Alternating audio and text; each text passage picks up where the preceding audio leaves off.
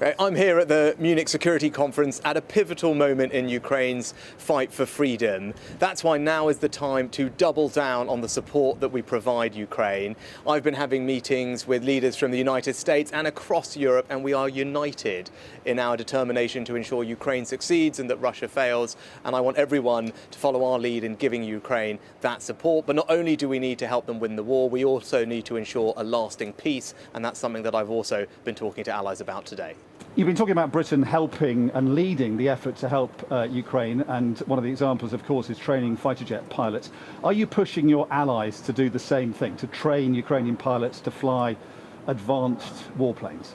My message to everybody here is to join the UK in stepping up support to Ukraine, to double down on what we're doing, because we're at a pivotal moment in this conflict where if we provide Ukraine with the extra means that they need, then they can turn the tide and liberate their country. That's what I want to see happen, and that's why the UK is doing more. We were one of the leading countries, first countries to provide main battle tanks, and we're the first country to announce that we will start training Ukrainian pilots on NATO standard aircraft and providing long-range weapons. All of those are vital parts of how Ukraine will win this war, and we want everyone to do the same.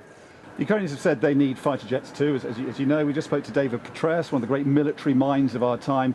He says they're right, they will need them to win, to beat Russia, they will need fighter jets, and it's just a matter of time. I mean, privately, that's what allies are saying, isn't it? And if that is the case, why not come out and say it in public? Well, I'm pleased that the United Kingdom was the first country I announced just a couple of weeks ago that would be training Ukrainian pilots on NATO standard aircraft. Again, that's the UK demonstrating leadership on this issue. These are complex bits of equipment. They do need training, and that's what we are doing and starting that as early as possible. But what we've also said, and I said today, is that we will happily provide assistance to any country that is able to provide Ukraine with fighter jets right now. The UK stands ready to support those countries as well.